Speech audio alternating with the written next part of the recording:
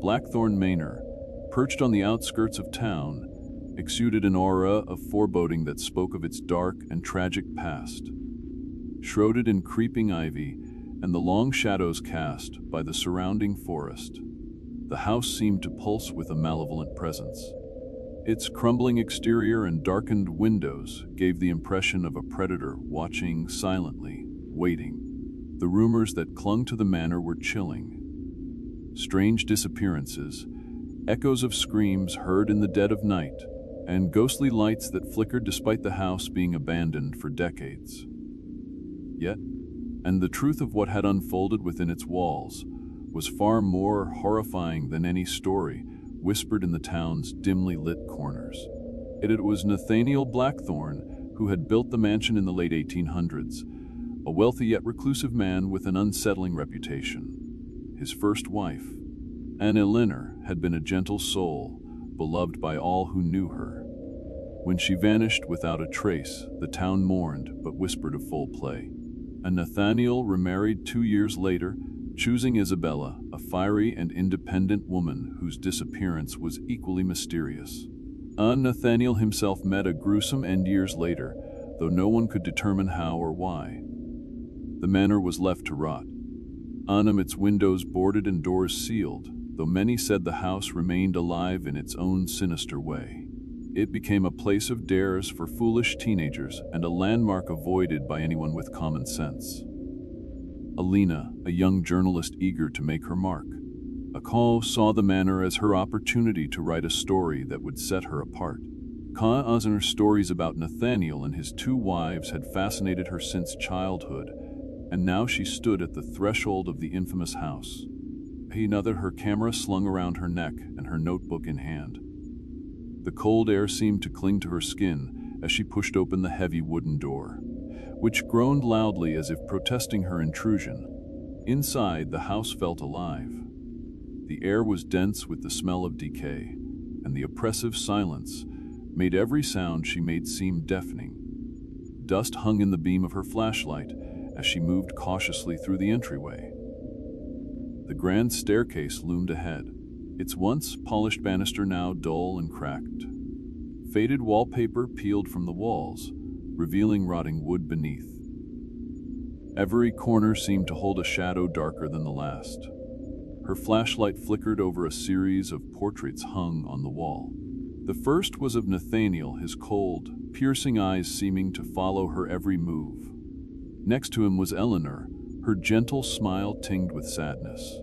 The last portrait was Isabella, her striking beauty marred by an intensity in her eyes that seemed almost alive. Alina shivered and moved deeper into the house. Her search for answers led her to the library, a massive room filled with towering shelves that were crammed with ancient books. Many had rotted with time, their pages curling and yellowed, and as she ran her fingers along the spines, something caught her attention. A journal hidden behind a false panel. Dusting it off, she opened the fragile pages and began to read. The handwriting was Nathaniel's. The journal entries were unnerving. Nathaniel described Elinor's growing unease in the house, her fear that the walls whispered to her at night. He dismissed her claims until he, too, began to hear them. The whispers spoke of Elinor's secrets, things she had never told him. When she confronted him, accusing him of madness, he locked her in a hidden cellar beneath the house. He wrote that he wanted to protect her from herself, but she never emerged from the cellar. The entries about Isabella were even more disturbing. Unlike Elinor, she had fought back against the house.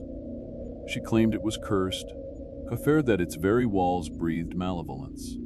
But Nathaniel wrote that the house grew angry with her defiance. One night, the whispers became screams. Adamar and Isabella vanished. He searched for her for days but never found her. Yet he could feel her presence, watching him from the shadows. The final entry was written in shaky handwriting. Nathaniel claimed the house had turned on him. It punished him for failing to control his wives and demanded his obedience. He begged for forgiveness, but the last line sent a chill down Alina's spine. "They are still here, I can hear them. Elinor and Isabella." They will not let me leave." A loud creak shattered the silence. Alina froze, her heart racing. It had come from above, as if someone was walking across the floor. She turned off her flashlight, her breath catching in her throat as she tried to listen. The sound grew louder, moving toward the staircase. Slowly, she peeked out from the library and saw a figure descending the stairs. It was a woman with long, tangled hair and a torn white dress. Her face was obscured, but her movements were deliberate and unnatural. Alina's chest tightened with fear. She backed away slowly, but her foot hit a loose floorboard. The sound echoed through the house like a thunderclap. The figure stopped and turned its head sharply toward her. Alina gasped as she saw its face. The woman's skin was pale and stretched too tightly over her bones. Her hollow eyes glowed faintly in the darkness, and her mouth twisted into a grotesque smile. She let out a sound that was neither human nor animal, a low, a guttural growl that made Alina's blood run cold. She ran. The halls seemed to stretch and twist as she moved, the house itself shifting to trap her. She found herself at the basement door mentioned in Nathaniel's journal. Without thinking, she opened it and descended the narrow staircase into the pitch-black cellar. The air was freezing, and the smell of damp earth and decay was overwhelming. At the center of the cellar was an altar. On it lay a mirror, its surface unnaturally pristine despite the filth surrounding it. Alina's flashlight flickered and died as she approached the mirror. In its surface, but as she stared, her reflection moved on its own, tilting its head and smiling. A hand gripped her shoulder, icy and strong. She spun around, but no one was there. The whispers began, soft and insidious, growing louder with every passing second. They filled her mind, drowning out her own thoughts. She clutched her head, falling to her knees as the whispers became screams. Through the haze of noise, she saw them. Elena and Isabella emerged from the darkness, their forms translucent but undeniably real.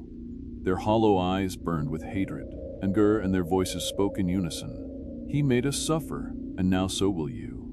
The chains emerged from the shadows, wrapping around Alina's wrists and ankles, dragging her toward the mirror.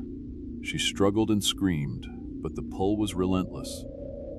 The mirror rippled like water as she was forced into it, her reflection swallowing her whole.